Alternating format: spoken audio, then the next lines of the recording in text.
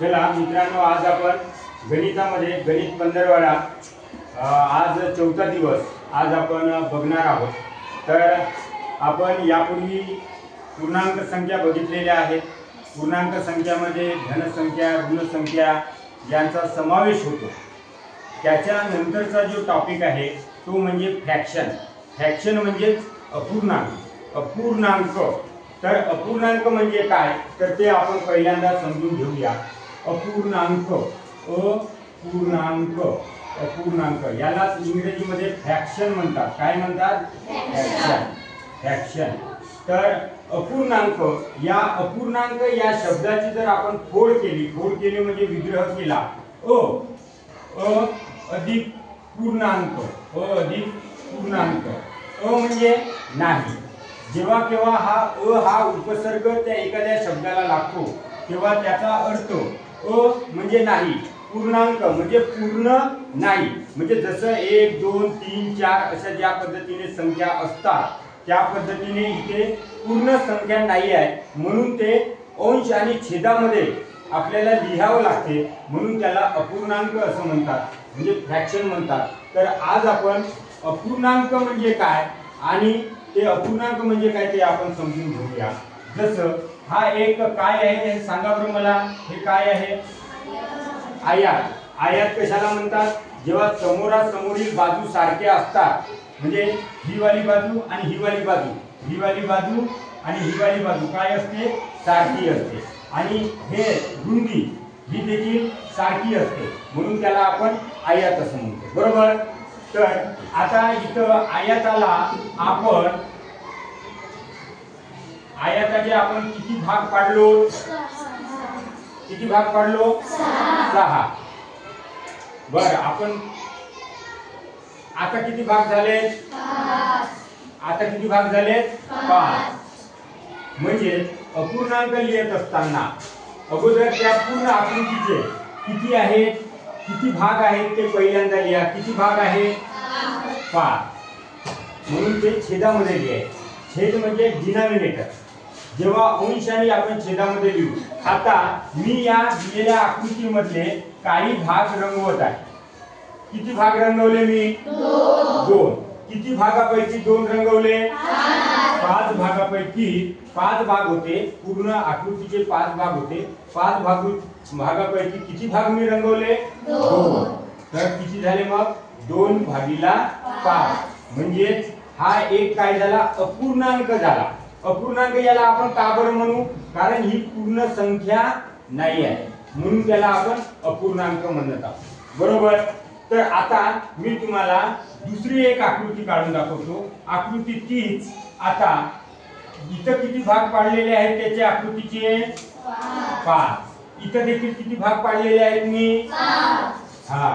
आता मी त्याच आकृतीला आडवी एक रेषा दिली आणि त्याच आकृतीचे मी किती भाग केलेले आहेत ते सांगा मला। 10। किती भाग केलेले आहेत? 10। म्हणजे दुसरी आकृती बघा तुम्ही आणि आपल्याला ते दुसऱ्या आकृतीवरून अपूर्णांक लिहायचा आहे। तर आकृतीमध्ये किती भाग केलेले आहे मी? 10 भाग केलेले आहेत। आता 10 भागापैकी जेवढे भाग मी रंगवले आहेत तेवढे भाग मला सांगायचे आहेत आणि मी ते कुठं लिहू ते पण सांगायचे आहे, ठीक आहे। किती भाग रंगवले आहेत मी? आता 10 भागापैकी किती भाग रंगवले? 6। किती भाग रंगवले? 6। आता मला सांगा या आकृतीमध्ये आणि या आकृतीमध्ये तुम्हाला काही फरक जाणवते का?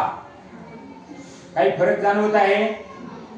फरक जाणवत आहे की नाही जाणवत आहे? कारण इथे 5 भाग केलेले होते, तीच आकृती आपण ठेवलो, पण त्या आकृतीचे आपण 10 भाग केले आणि अपूर्णांक लिहिलो। अपूर्णांक तुम्हाला वेगवेगळा दिसत आहे। वेगवेगळा दिसत आहे की नाही दिसत आहे सांगा मला। पहिला अपूर्णांक आहे 2/5। दुसरा अपूर्णांक आहे 6/10। 6/10 बरोबर आहे। 6/10। आता आणखी पुन्हा आता जसा हा 6/10 आहे,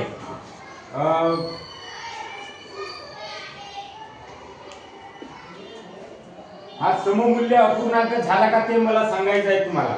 जर 2/5 आहे, याला 6/10 ला जर समजा आपण सोडवलं तर 2/5 येते का ते मला सांगायचं आहे.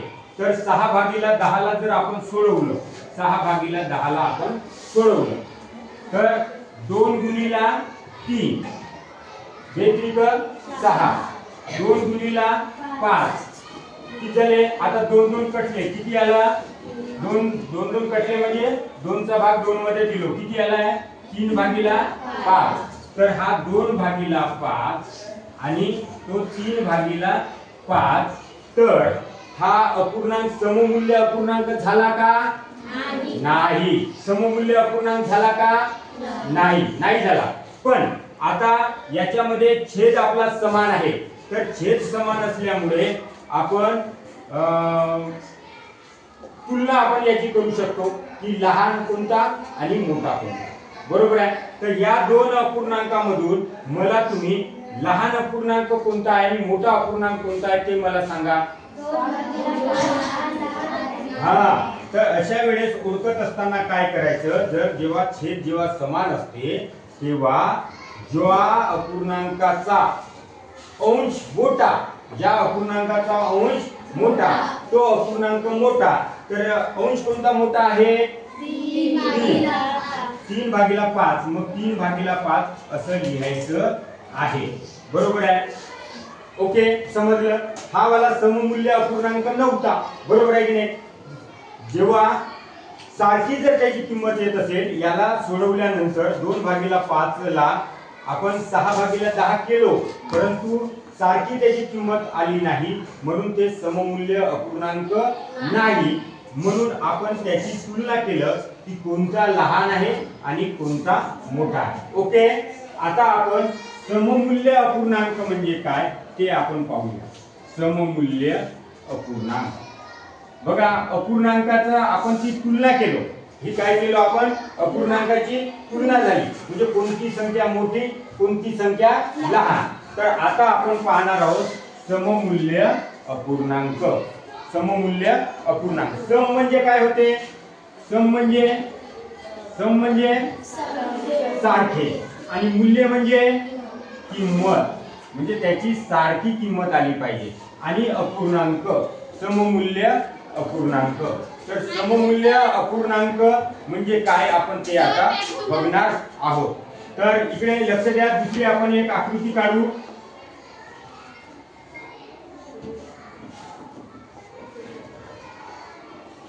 इथं किती आहेत भाग, किती भाग पाडलेले आहेत 5. किती भाग पाडलेले आहेत 5. अपूर्णांक नेहमी अंश आणि छेदामध्ये लिहितात. बरोबर आहे. अंशाला न्यूमरेटर आणि छेदाला डिनॉमिनेटर. आता किती भाग आहेत त्याचे आकृतीचे 5. किती आहेत 5. आणि किती भाग रंगवलेले आहेत, किती भाग रंगवलेले आहेत 3. म्हणजे किती होईल मग अपूर्णांक 3/5. ओके, आता दुसरी एक मी आकृती काढतो.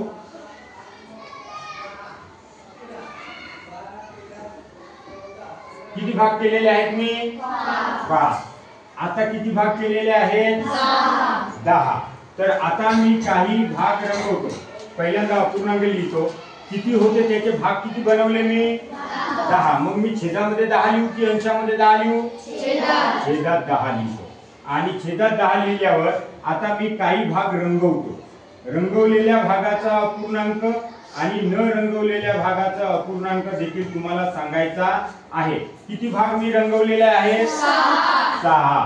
किती भाग रंगवलेले आहेत 6. आता म्हणजे हा झाला रंगवलेल्या भागाचा अपूर्णांक. याले काय म्हणतात, रंगवलेल्या. पहिली आकृती पाहिलं 5 भागापैकी 3 भाग आणि इथे 10 भागापैकी 6 भाग, 10 भागापैकी 6 भाग. तर अपूर्णांक रंगवलेल्या भागापैकी अपूर्णांक आहे. तर हा अपूर्णांक सममूल्य सारखा मूल्य आहे की नाही ते आपल्याला ओळखायचं आहे.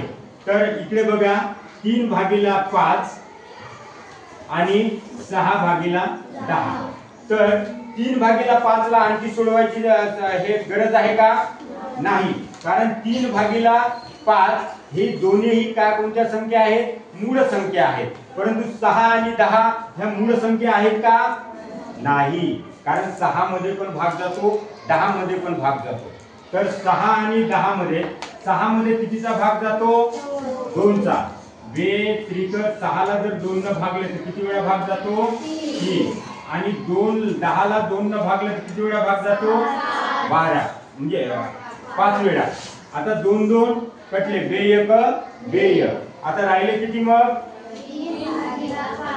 म्हणजे पहिला अपूर्णांक जेवढा होता तेवढाच हा याला सोडवल्यानंतर हा तेवढाच आला. म्हणजे 3/5 आणि 6/10 हे सममूल्य अपूर्णांक आहे, त्याची किंमत सारखी आहे. मग आपण लिहायचं, म्हणून 3/5 व 6/10 हे सममूल्य अपूर्णांक आहे. आता त्याच्यानंतर 6/10 आहे, तर तुम्ही 9/15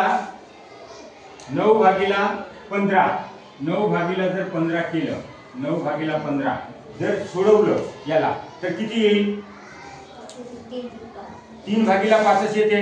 म्हणजे 3/5 किंवा 6/10 किंवा 9/15 किंवा 9/15 याची सोडवल्यानंतर किंमत जर सारखी येत असेल तर त्याला सममूल्य अपूर्णांक म्हणतात. आता मला न रंगवलेला भागाचा अपूर्णांक सांगा. न रंगवलेल्या भागाचा अपूर्णांक, न रंगवलेल्या भागाचा अपूर्णांक सांगा बरं. कोण सांगता? किती छेद येईल याचा? न रंगवलेल्या किती छेद येईल? छेद किती येईल? 3 कसं येईल? किती भाग आहे त्याचे? 5. आता न रंगवलेले भाग मोजा ना, किती आहे? 2/5 असं येईल. इथं सांगा मला.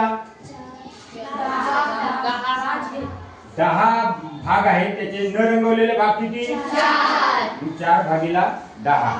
मग अशा पद्धतीने आपल्याला अपूर्णांक म्हणजे काय आणि सममूल्य अपूर्णांक म्हणजे काय आता तुम्हाला समजलं. सममूल्य अपूर्णांक म्हणजे काय समजलं.